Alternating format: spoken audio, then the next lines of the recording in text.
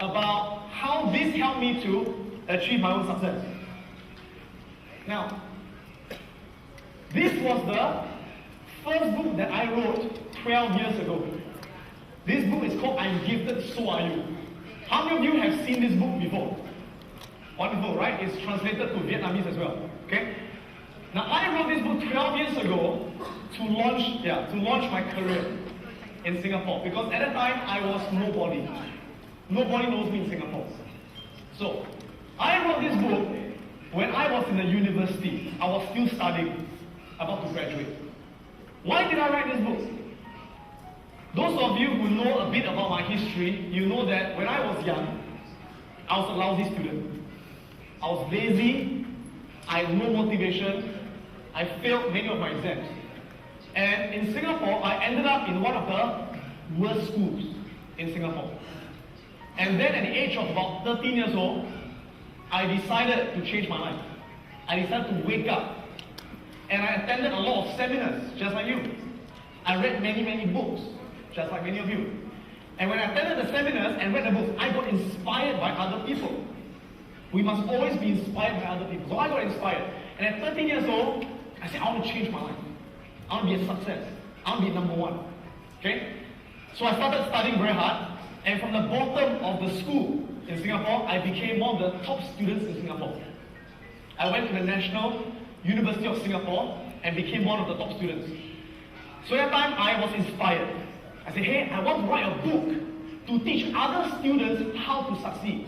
I want to write a book to teach other students how to be a top student. So that was why I wrote the book. Now, here's the problem. After I wrote the book, it's called a manuscript. Right? Now, I knew that it was a good book. I knew it would help people. But the problem is, I have got no track record. I've got no credentials. At that time, I did not even have a degree. So who will read my book?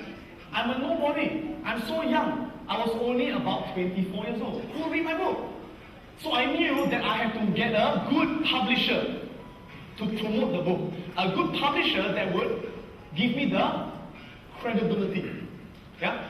So I took the manuscript and I went around to find a publisher. I went to the famous publishers, like Simon & Schuster. You know what they said to me? They said, we're not interested in your book. I said, fine.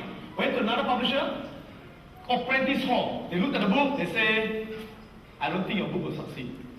There's no market for a book. We're not interested. So I went to another publisher, went to another publisher, went to another publisher. I even went to a publisher called Penguin Books. There's a publisher called Penguin Books. And they even said to me, I'm sorry, but your book will not be successful. I thought, my God, even the bird doesn't want me. Okay, how to succeed, right? I didn't give up. I went on and on and on. And I was rejected by more than 10 publishers. No one would give me a chance. They say, you're too young, you've got no experience, no one will read a book. So eventually, one day, one publisher saw the manuscript.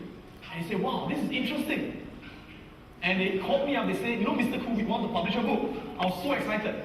And this company that decided to do it is called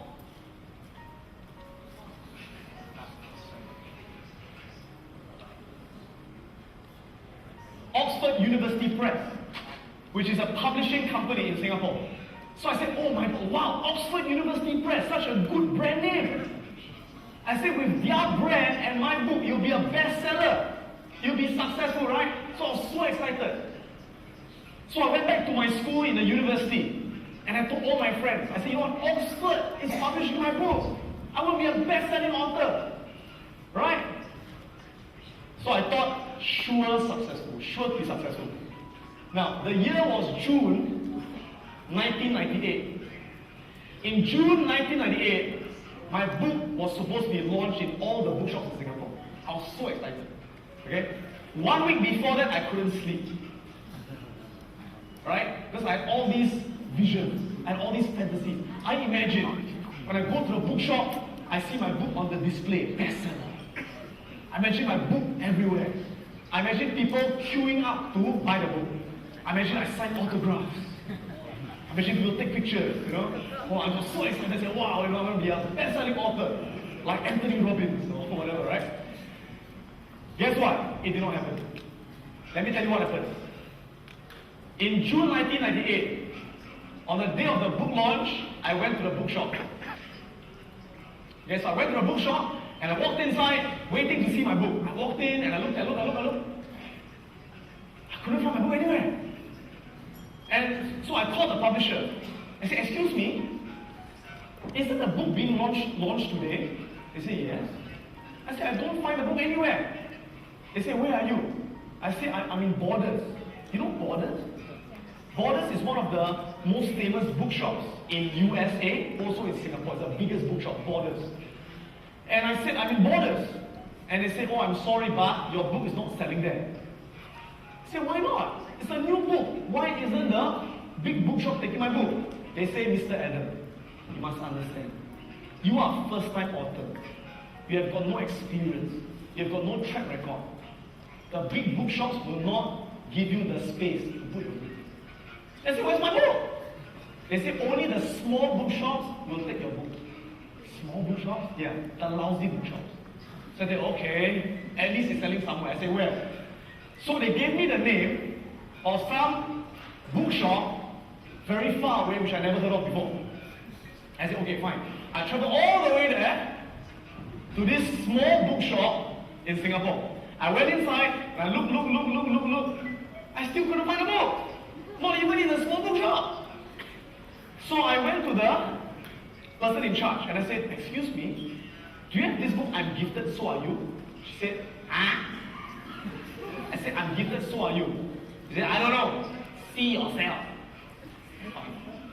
So I went in there, I checked. And after 20 minutes, I found my book. 4 copies. 4 copies. And it was not even displayed on the shelf. You know where it was? It was on the floor.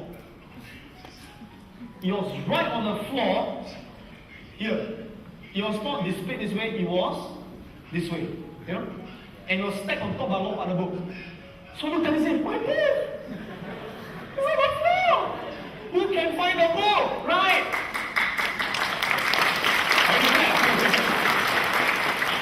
So I said, who can find the book? So I was really upset. I was really angry. So I called my publisher. And I said to my publisher, I said, hey, why is it you are not marketing the book? You see, as a good publisher, what should they do? They should promote the book, right? They should have advertisements, they should have posters, they should have author signing. They did nothing. And I said, why are you not marketing the book? And you know what they said to me? They said, Mr. Adam, you must understand. At Oxford University Press, we have got no marketing budget. We have got no marketing budget. I said, why? They said, because normally we only publish dictionaries. We only publish dictionaries.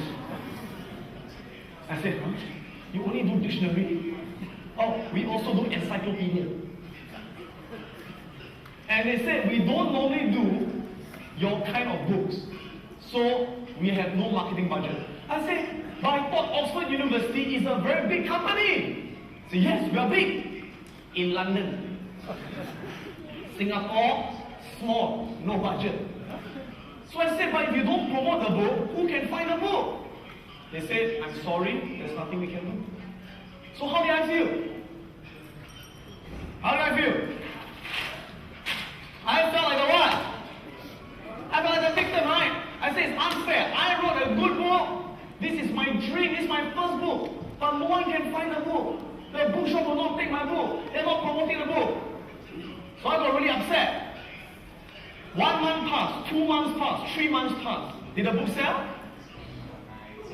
Book didn't sell. Why? Because no one could find the book. And my friends came up to me and they said to me, Adam, I thought you are a best-selling author. I said, shut up. It's not my fault. I wrote a good book. It's a stupid publisher. It's their fault. I blame. And I started what? Blaming and complaining. So as far as I blame and complain, did the book sell? Nothing happened. So one day, a friend of mine, he said to me, he said, Adam, your book will never sell unless you take responsibility. I said, what do you mean take responsibility? Hello, I'm the writer. I did my job. I'm not the seller. It's not my responsibility. He said, yes. But Adam, it is your name on the book. It is your book. And no one cares more about your book than yourself. So from then I thought, I said, you know what, for things to change, I must change first. So I said, okay, if they will not sell the book, I will sell my own book. So you know what I did? I went to the bookshops myself. I went to all the bookshops in Singapore and I told them, will you put my book in the bookshop? They said, no. We've got other books. Why should we put your book? I said, you know what? If you want to achieve something, there's always a way to do it. Now I thought to myself, you know bookshops? Bookshops, they always like to get customers to come in. They like to have events. They like to have activities, right? So I said, okay. I talked to the manager. I said, I tell you what, I will do a free talk for your bookshop. Free talk. Don't pay me, free talk. And if I do the talk, people will come to listen, right? People come to the bookshop and you put my book. Is that okay? What did they say? They said, okay. So I made things happen. I was proactive. So from that day onwards, every week, I will do many book talks. I'll go to all the bookshops in Singapore. Friday, Saturday, Sunday, and I will talk about the talk. Right? And people get to know the book. And I also went to a lot of the schools in Singapore. Schools to do free talks for the students to promote the book. And I even printed my own flyers, like flyers, right? So I used my own computer. I designed my own flyer that says, I'm gifted, so are you. How to be a top student. And every day after school, I'll go to the train stations, the bus stations, and I'll stand in front and I'll give away the flyers. I say, come to my book talk. My name is Adam Khoo. My book is I'm Gifted, So Are You, right? Went out there, promoted the book. And the next thing I did was something that's never been done in Singapore before. Let me tell you what I did. I decided to advertise my book in the newspapers. Now, no one has done it before. Most of the time, when you see people advertise books in the newspaper, who advertises? The bookshop or the publisher. The author will never advertise his own book, right? I said, I will advertise my own book. Now, are advertisements cheap? No. One advertisement this size in Singapore is about $2,000 US. One advertisement. I decided to put 4 advertisements. It's 8,000 US. Now, at 24 years old, that was my life savings. For many years, I worked as a waiter. I worked as a salesman. And I saved my money, for 20 years. This is my savings. And I decided to take all my savings and put it into the advertisement. And one of my friends, who is an experienced author, he has written many books in Singapore. He said, Adam, what you're doing is very stupid. I said, why stupid? He said, because Adam, it's not your job to sell the book. It's the publisher's job. I said, but if I don't sell it, they won't sell it. It's my book. He said, Adam, you must understand. Even if you sell the books, you will not make back your money. Let me explain why. You know when you buy a book that I wrote, I get paid a royalty. Right? When you buy my book, I get paid a royalty, right? Do you know what's the royalty, by the way? The royalty that I get paid is 10%. Not of the sales price of the book. It's 10% of the profits of the publisher. 10% of the profits of the publisher. Which means my book in Singapore sells at $28. When people buy the book, you know how much I get? $1. I get $1.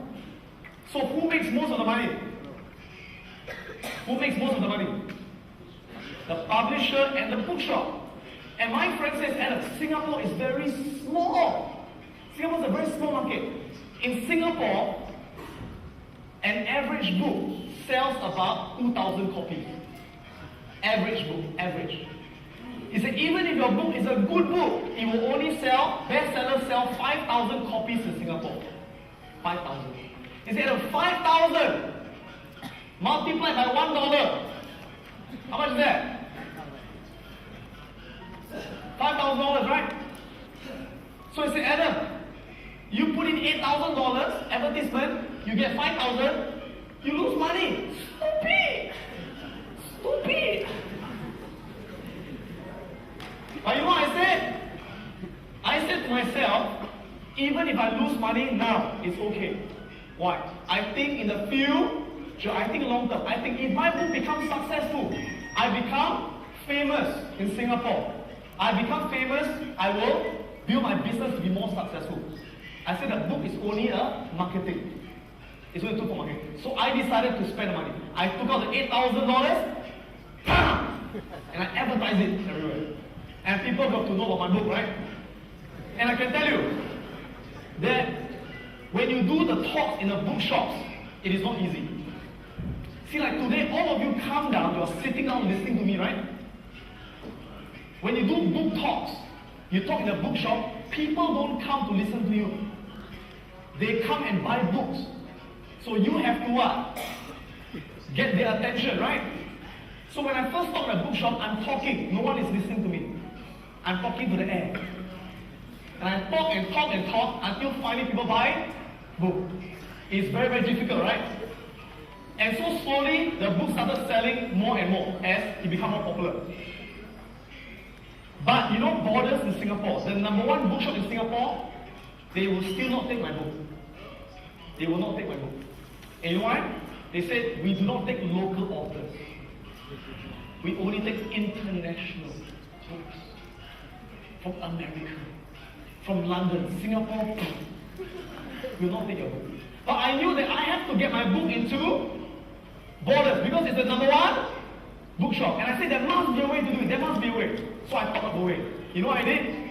I said, let's make things happen. Now, at that time, I have got many students in Singapore. And I told them, I said, I need your help. Each of you, help me to call Borders 10 times a day. And every time you call Borders, ask my book, I'm gifted, so are you. And I had a few hundred students. And every day they will call Borders every 5 minutes. And you ask, do you have the book, I'm gifted, so are you? Do you have the book, I'm gifted, so are you? Do you have the book, I'm gifted, so are you? Do you have the book, I'm gifted? I think Borders was thinking,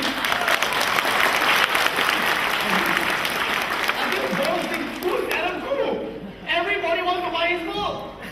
And so they started ordering the book. And that's how it got to Borders, right? And 6 months later, I opened up the newspapers and I got a shock of my life. Because in Singapore, every Sunday, they have the bestsellers list. They rank all the books in Singapore from the number 1 to the number 10 book. And when I opened up the newspaper, I got a shock. My book was ranked number 1 in Singapore. Can I have the slides? Thank you. And the slides, please, slides. Okay? And I was featured in the newspaper. And this was the newspaper article I was featured in. Where at that time I was a student. And as a student, I topped the bestsellers list in Singapore. And if you look at the list, you can see my book, I'm Gifted, so I use number 1. And have you heard of the book, 7 Habits of Highly Effective People? Very famous book. That was number 4. Have you heard of this book, Men Are From Mars, Women Are From Venus? That was number 6. Have you heard of Lee Kuan Yew? Lee Kuan Yew was our Prime Minister. He wrote a book, and my book also beat his book. So after that, the book became a bestseller. And did we sell 5,000 copies? No. We sold in a few years, we sold roughly about 60,000 copies. And after we sold all the copies, later, I wrote my 2nd book, my 3rd book, my 4th book, my 5th book, my 6th book, my 7th book, and today I've got 11 books. And the books are published internationally. And they're all done bestsellers. And recently my books were also translated into Vietnamese. Right? And they're sold right now in Vietnam. And in Vietnam, we have sold 35,000 copies in the last 2 years. Right? And not only that, but in Singapore, Borders, the number 1 bookshop. This is Borders. Okay? Okay, this is the bestseller. This is our number one there. And this is a national newspaper number one over there. And in Borders, this is Borders, if you can't see from these Borders. And I was ranked number one in Borders as well, the entire Borders bookshop. Now, why do I tell you this story?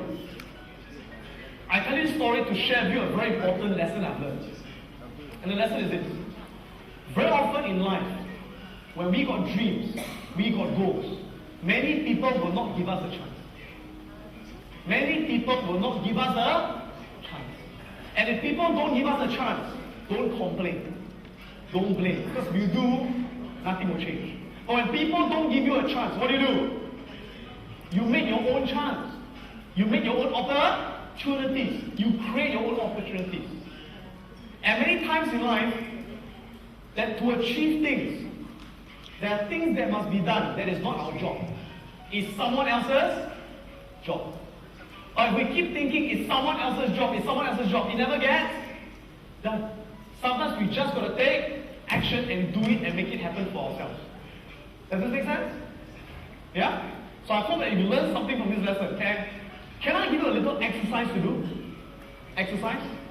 Yeah? Because I believe if you just input, you don't really learn anything. You got to output as well. When you output, you learn even more. So I'm going to give you a little exercise, and during this exercise, please stay back and do the exercise. If you really have to go to the toilet, it's really urgent, run quickly and go. If not, stay here to do the exercise. Is that okay? Okay, so here's the exercise. And the exercise, I think, is on page 7. Page 7. Page 7. And I'm going to show you how to do this exercise.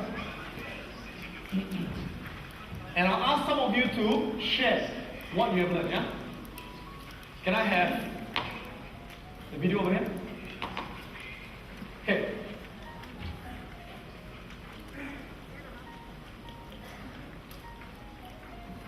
Video. Okay. Now, on page 7, you see 3 things, right? You see that? On the first column is what we call blame. The things we are blaming. We blame the customers, we blame our competitors, we blame our partner, we blame.